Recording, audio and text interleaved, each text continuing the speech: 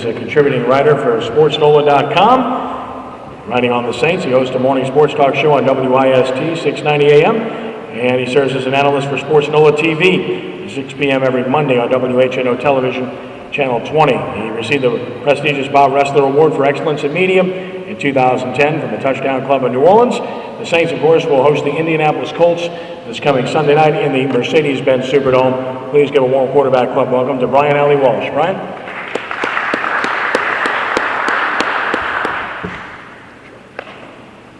Thank you, Kenny. Thanks for having me here. I was checking with Jude Young about the progress and the health status of Sean Payton. It's crazy, isn't it? Kenny seems to bring me to the quarterback club either after a loss and now an injury to the head coach, which I think is, it doesn't happen very often in professional football. But I'm told that he came through with flying colors. As you all know probably by now, he suffered a torn MCL in his left knee, also a fractured tibia. So this was a serious injury. And if you saw the replay of him going down, you knew it was pretty serious. It wasn't just a twisted knee or something like that. I would suspect that he'll be up in the booth on Sunday evening, calling the game. As you probably know as well, they tried to take him up to the booth at Raymond James Stadium on Sunday afternoon, and it was advised against it. The logistics were such, and I guess he was in a great deal of pain, and so he ended up watching the second half from the training room. And I know Joe Vitt addressed the media at 11:30 at the Monday weekly press conference, and I'm curious as to if Sean had some kind of communication device with Pete Carmichael, who's the quarterback's coach. Pete was calling the plays into Drew Brees on the field. I'm curious as to what the communication was set up for them relaying one play from the training room to the sidelines. And this is a situation that you don't necessarily prepare for. You prepare for a lot of things to get ready for a game. This is not one of those things that you can prepare for. Tough loss, obviously. It's a very tough loss, but to understand the ability to win 3 consecutive games on the road, know this. Since 1990, teams have played 3 consecutive road games 112 times, and only 9 times have teams won 3 consecutive games. I point to the 1987 Saints, the woulda, coulda, shoulda season under Jim Mora. They did play 3 consecutive road games, all against NFC West competition, and they won all 3. Atlanta, LA, Rams at the time, and then San Francisco. And LA and San Fran were decent teams, particularly San Francisco at the time, which ended up winning the division. So it has been done, it can be done, and I guess you could say it should have been done yesterday. They clearly were a better team overall, the Saints that is, but they did not play like that. And arguably, you could make a case that Sean Payton's probably got assembled the best roster from 1 to 53 that in franchise history, not in just the 5+ seasons that Sean's been here, but you could make a case that is probably the deepest roster that they've had in franchise history. They're certainly not playing like that. And even in victory, they're not playing as well as they should be playing. And I guess you can point to a lot of things, but I've said before and I'll say it again. This team will go as far as its defense. And as long as its defense continues to make mistakes, shoddy tackling, no turnovers, no takeaways, I should say, you're going to get this up and down, ebb and flow defense.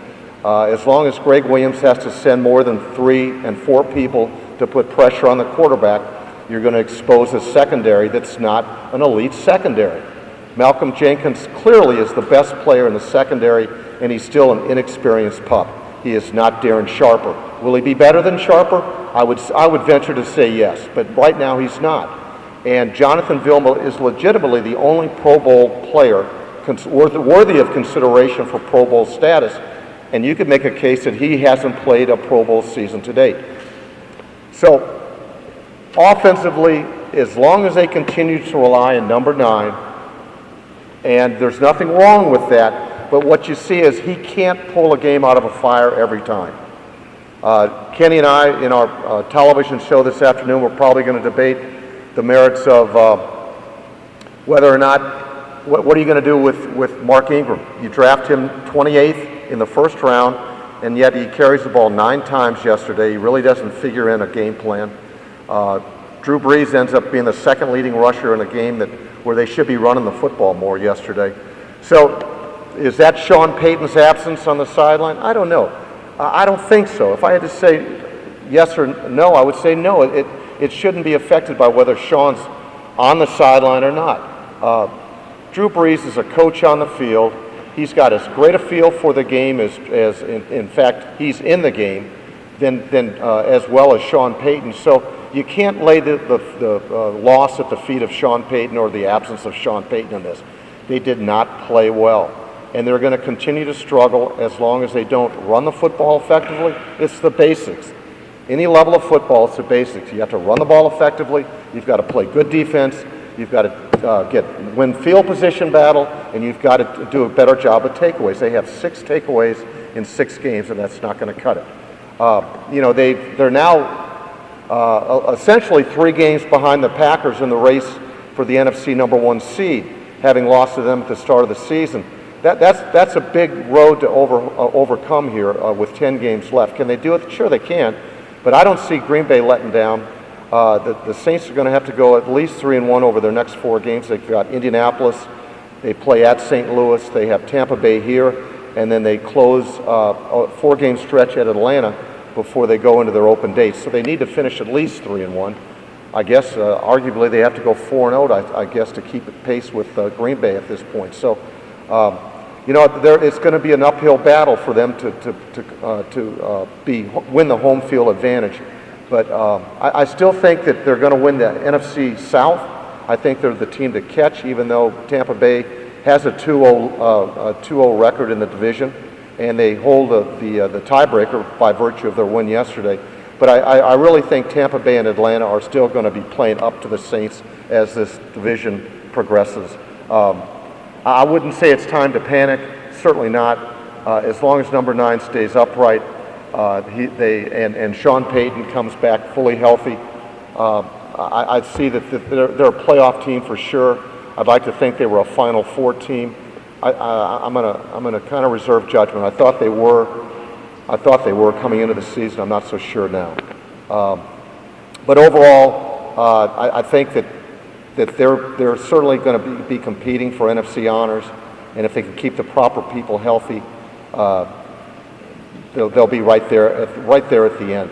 Any questions? I know Jimmy Graham probably is a guy that somebody might have a question about, but yes, sir. Okay. I think that there's a very, very short you got a center that's been playing about 20 years, and the guy is so old, but I don't know, it just seems running off tackle and guard won't do. Well, it certainly didn't yesterday, and I think you bring up a real good point. They're just to remind you all, they're on their 3rd right tackle. John Stinchcomb was released mid-training camp. They had Zach Strief. He's hurt, recovering from a knee injury. And now they've got their 2nd-year right tackle, or he's playing right tackle, Charles Brown. All right, center. I think the biggest loss, to be perfectly honest with you, the biggest loss in free agency was the loss of center Jonathan Goodwin. They wanted him back. He went to San Francisco, and by the way, San Francisco's 5-1 and probably going to win the NFC West. Jonathan went for more money and got a great deal from the 49ers, and everyone wishes him well, but he's a big loss. They were actually fortunate to get a veteran like Olin Kreutz from Chicago, in the sense that he's in his 13th year. He put up some good numbers with Chicago, and ran into some financial problems up there. Didn't get the deal he wanted, came down here. He just came off. Right, and he's coming off, I think, Kenny, was it a knee with him? Knee injury as well. Arguably you could say that they were doing as well, if not better, with Brian De La Puente in there at center, and he's a free agent. He's a guy that they plugged in, just like they plugged in Charles Brown, really, in the middle of the Houston game. So Olin didn't have his best game yesterday. They did not run the ball well yesterday. Well, and if you looked at Tampa Bay, again, I'd say Tampa Bay's defensive line won the battle easily against their offensive front. And those times that Drew Brees was able to run, he ran 3 times, I think, for 21 yards. I think you've got to go back a long time to find out when Drew Brees ran the ball 3 times for his life. I mean, you know, he's skirted pass rushes before and everything. He's elusive from that standpoint. But to take the ball upfield like he did and run for three times for 21 yards, I thought they outplayed the Saints' offensive front. There are questions there. There really are questions there. You know, they've got 2 high-paid guards that are arguably the 2 of the best guards in football, if you believe the experts. And they're not playing like that. And they were getting stuffed. If you go from guard to guard, they were getting stuffed yesterday. And I think a gentleman asked a question about how Les Miles uses his three-headed monster in the backfield. I've wondered sometimes how Sean Payton, what rhyme or reason is. His is more package-oriented than I think Les Miles is. You know, he's got Darren Sproles in certain packages. He's got Mark Ingram in certain packages, and he's got Pierre Thomas in certain packages. And they each have a certain skill set. So from that standpoint, you know, there's reasons why he puts them in like he does. But you raise a good point, I think, about the offensive line, and I think it's certainly worth monitoring as this season goes along, because you've got to keep 9 upright.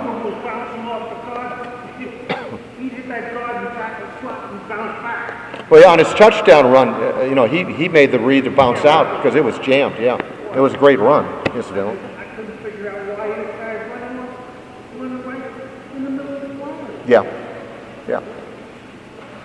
Yes, Miss Newsom.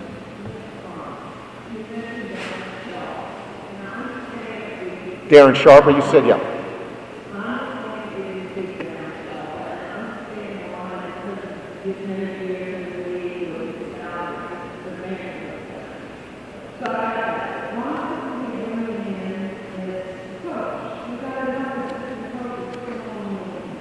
He could be a player coach, huh? No, I know what you mean. No one else on.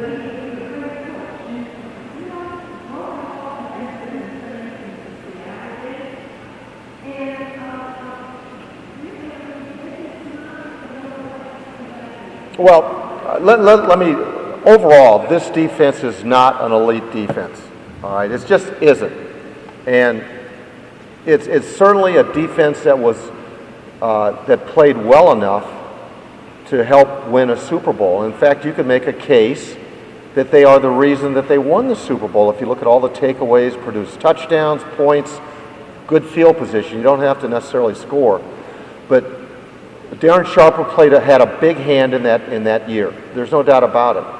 And the point I'm trying to make with the Malcolm Jenkins is he's a very good football player, and you want him on the field.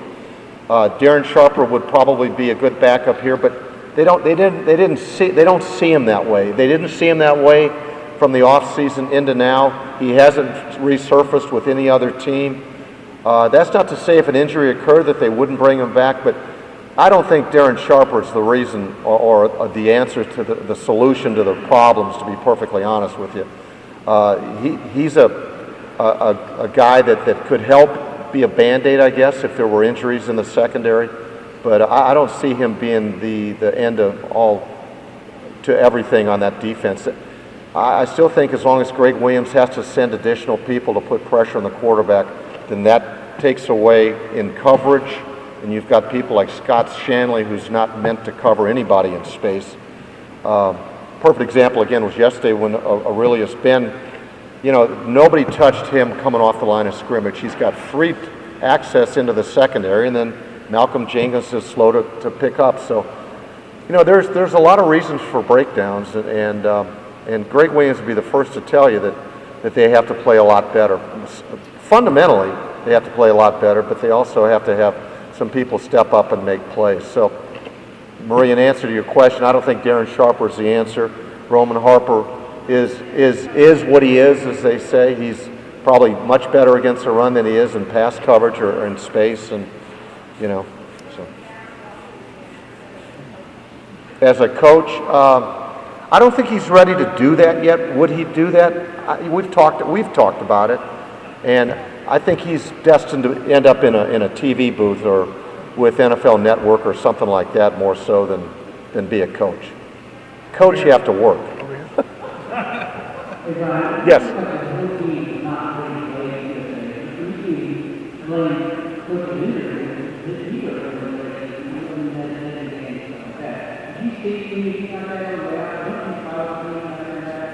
No, I did not make the trip. I did not. But